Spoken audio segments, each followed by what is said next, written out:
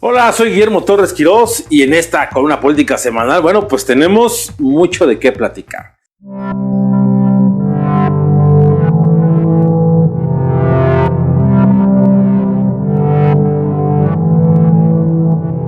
Primero, pues la amenaza de que el presupuesto de 2020 pues está ya fuera de los tiempos legales y está ante una gran disyuntiva. Los diputados encabezados por Mario Delgado, los diputados de Morena, que son los dueños del Congreso, están en una gran disyuntiva. Aprobar el presupuesto como se los mandó Andrés Manuel López Obrador, el presidente, o hacerle algunas modificaciones a la vieja usanza de la utilización de los recursos públicos. A esto hay una propuesta intermedia, que es la que podría hacer que esto se destrabara y que lo más probable es que termine pasando así, por la mayoría de Morena. Estamos hablando de la reasignación de más de 12 mil millones de pesos que irían principalmente a 5 programas que son los programas, digamos, consentidos de la Cuarta Transformación. El primero de ellos y uno de los más emblemáticos es el del apoyo a los adultos mayores, que incluso el presidente nos regaló una joya al decir que el apoyo a los adultos mayores de origen indígena se daría a partir de los 65 años y que los mestizos a partir de los 68. Otra vez López Obrador jugando con este mensaje, este lenguaje en el cual busca, pues en el fondo, la confrontación, porque aquí hay un punto importante. ¿Quién define hoy en nuestros tiempos quién es un indígena con pocos recursos, quién es un mestizo millonario o al revés? La gran cantidad de familias que no son de origen indígena, que viven en zonas urbanas, pero con grandes cinturones de pobreza. Pareciera que son parte de esas contradicciones. Aún así, López Obrador le ha designado 9,395 millones de pesos a los adultos mayores extra a lo que ya venía etiquetado de forma original. Otros programas emblemáticos son la beca a los estudiantes, que hay que decirlo, esa beca a estudiantes que se da en el nivel principalmente medio superior, serán electores en el 2021 y en el 2024. Ahí estamos hablando de más de 12 mil millones de pesos extras también que se van a estar dando en ese paquete. Y qué no decir del apoyo a, por ejemplo, el campo con Sembrando Vidas o el apoyo a los discapacitados, el apoyo extra. Estos programas, estos dádivas que se dará por parte del gobierno federal, pues tendrán ahora sí una mayor cobertura a un año, en 2020, previo al proceso electoral del 2021. La verdad es que estamos a punto de ver algo inédito. Se quedarán algunas de las organizaciones que tradicionalmente con el chantaje político, al convertirse en brazos electoreros de alguna fuerza política, se quedarán fuera de recibir los famosos moches, apoyos, recursos económicos. ¿Qué pasará con los viejos aliados de López Obrador que sí están contemplados? O lo que es más grave, muchos programas que se han ido eliminando poco a poco, especialmente programas de tipo educativo y cultural. Ninguna universidad, ninguna alcaldía en este país recibirá más recursos que en años anteriores. Recibirán lo mismo que en este 2019. Lo que en la lógica sabemos es algo que tiene que darse una mayor inversión por la forma en la que se manejan los presupuestos en ese tipo de organizaciones. Lo más grave es que a los órganos autónomos se les va a dar un poquito menos. ¿Por qué? Porque no son ya contrapesos, sino pareciera que están alineados a la cuarta T.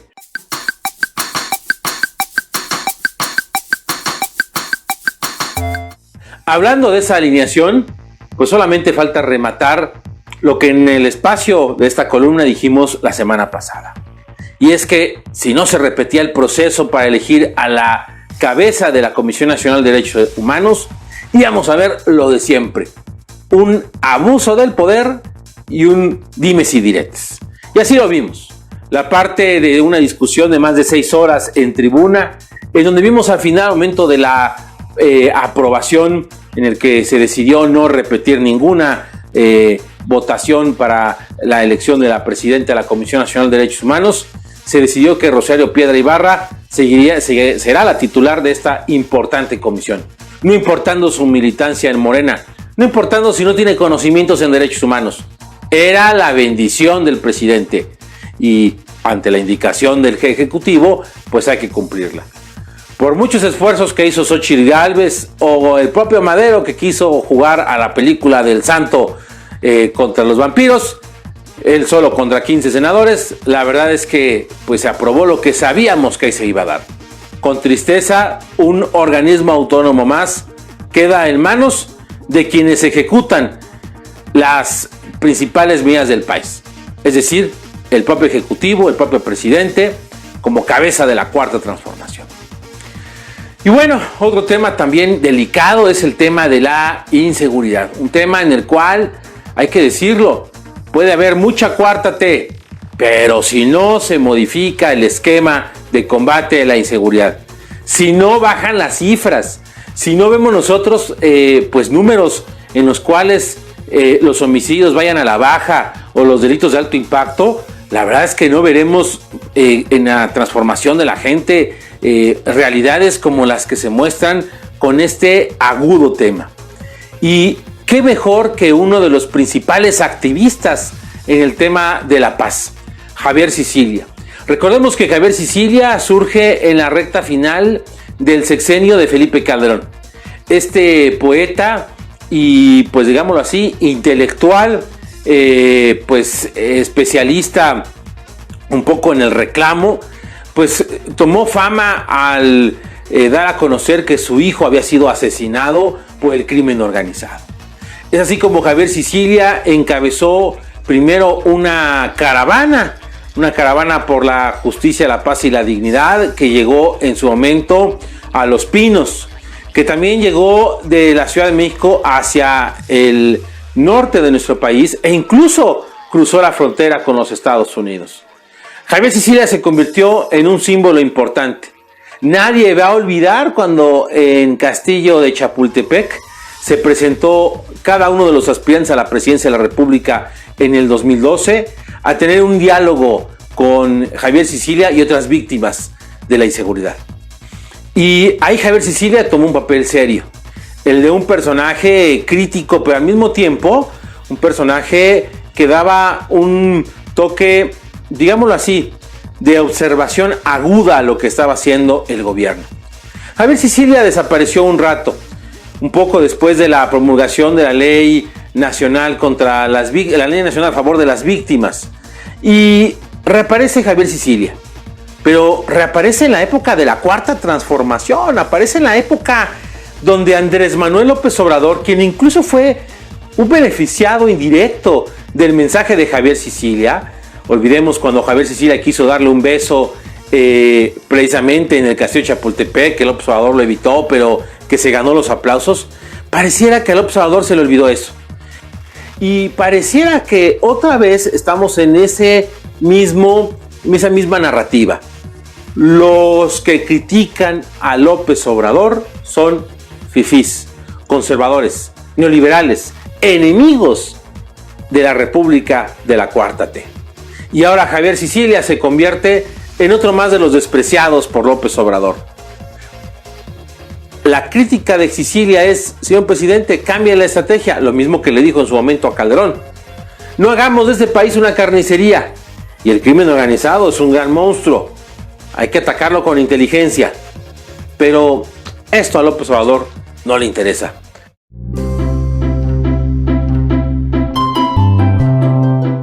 Tenemos un nuevo elemento, un elemento curioso que lo mencionamos también en esta videocolumna la semana pasada. Y me refiero al tema de la llegada de Evo Morales a México. Un punto importante. Evo no llega sino porque el gobierno mexicano le ofreció el asilo. Evo pudo haber caído en Venezuela, pudo haber caído en Cuba, en Nicaragua o en propia Rusia. Evo cae en México, en un gobierno que no tiene ni siquiera un año de ser electo, en un gobierno que grita a los cuatro vientos una austeridad.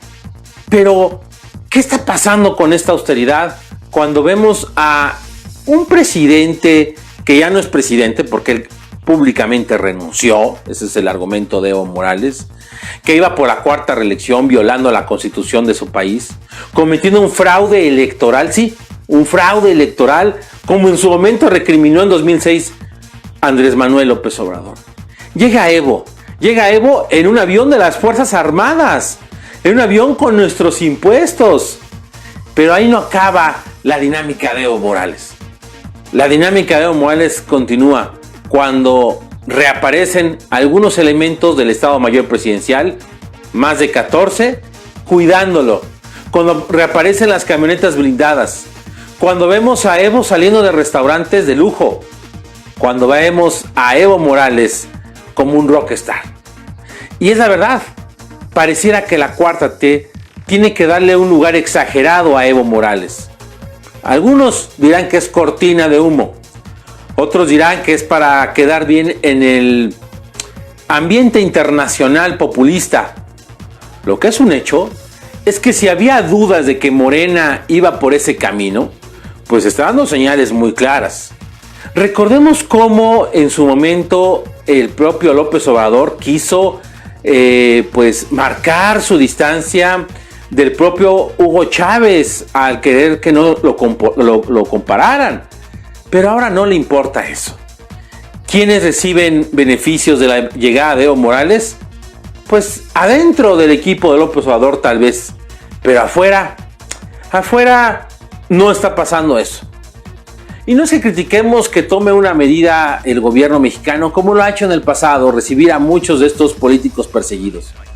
Aquí la pregunta es, ¿a qué costo, señor presidente, la llegada de un Evo Morales que pareciera que le estamos haciendo un favor nosotros los mexicanos de recibirlo? Cuando vemos cómo la violencia se está comiendo al pueblo de Bolivia.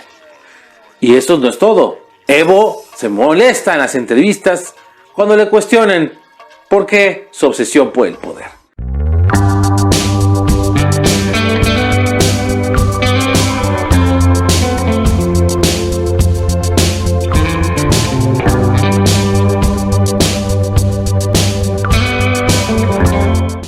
Otro tema también importante es pues la elección de Morena. Esta elección que ha sido pues de muchos golpes abajo de la mesa. Pareciera que tendremos nueva dirigencia de Morena hasta 2020 en una convención pues para ese efecto. Ya una vez modificados los estatutos para que el dirigente de Morena gane una encuesta. Mientras habrá una convención extraordinaria en próximas fechas, todavía en este 2019. ¿Qué nos refleja la elección de Morena? Algo que hemos repetido en este espacio en muchas ocasiones. La lucha no por el simple poder, es la lucha por el amor de Andrés Manuel con vistas a una sucesión o a una reelección. No hay que descartar nunca ningún escenario, y más con las sorpresas que nos regala un Andrés Manuel López Obrador que se contradice día a día. Se acaba de aprobar una nueva ley de austeridad republicana, pero vemos los gastos que está haciendo el gobierno en el desfile del 20 de noviembre, donde los principales protagonistas serán miembros del ejército militar disfrazados de personajes históricos. Vemos esa austeridad en el trato que se le da al propio Evo Morales y a la gran incógnita: ¿qué pasa con los recursos que han dejado de ser etiquetados y que se van al cajón del olvido?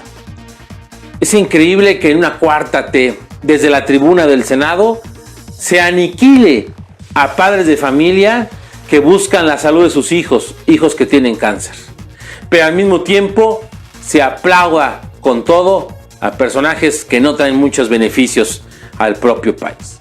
Y a esto me gustaría rematar que en los tiempos actuales de la cuarta T, en estos tiempos de la austeridad republicana, en estos tiempos de la llegada de Evo Morales, de una elección tan tosca y amañada como la elección de la presidencia de la Comisión Nacional de Derechos Humanos, con un presupuesto reetiquetado donde se da beneficio a ciertos sectores de la población con fines electorales, hay que preguntarnos, señor presidente Andrés Manuel López Obrador, ¿en qué está pensando realmente? ¿En hacer un cambio radical o simple y sencillamente su cambio de régimen es para perpetuar a usted o a los suyos en el poder? ¿Por qué nunca se ha reunido con los líderes de la oposición en México? ¿Por qué Andrés Manuel López Obrador no ha querido demostrar que no mete la mano en organismos autónomos? Que el presidente López Obrador demuestre que no hay una tal reforma al Instituto Nacional Electoral en donde se dice que se quitará la autonomía de ese instituto y que se hará una modificación. O veremos a un López Obrador entregando uno de los espacios que están vacantes en la Suprema Corte de Justicia a alguien que no piense exactamente como él, alguien que sea crítico de la Cuarta T. Pareciera que no. En estos nuevos tiempos en los que hay cada vez menos elementos para fortalecer la democracia y más elementos para pensar que vamos por un gobierno autoritario. Denos señales, señor presidente, de que las cosas quieren ir por otro camino, que quiere acabar con la corrupción, que no quiere dejar ningún hueco a la impunidad. Demuéstrenos que usted cumple la ley, que la cumple a rajatabla, que va a sancionar a su secretario de Seguridad Pública que nos engañó en el caso de Ovidio Guzmán, porque es claro que mintió, porque dijo que primero había sido una operación del momento y después que había sido algo planeado. Díganos, demuéstrenos que la Cuarta T realmente tiene un fondo de real transformación para el país y no en lo que única y exclusivamente usted sabe detallar muy bien: hacer política interior, política casera, grilla en otras palabras, que solamente es cosmética, que solamente es para perpetuarse el poder, que es para quedar bien con los suyos. Demuéstrenos, presidente, que usted está haciendo todo esto por los demás, por una nación que sufre en pobreza, en inseguridad y que, como lo dijo su secretario de Hacienda, se tiene que preparar para una recesión económica. Les recuerdo que pueden escucharme todos los lunes a las 7:30 de la noche en la tercera emisión de Grupo Imagen con Esteban Arce en el 90.5 de FM. Y también los invito para que dejen aquí sus comentarios, nos escriban en redes sociales y próximamente tendremos noticias interesantes para ustedes que quieran profundizar más en todos estos temas de análisis político. Excelente semana.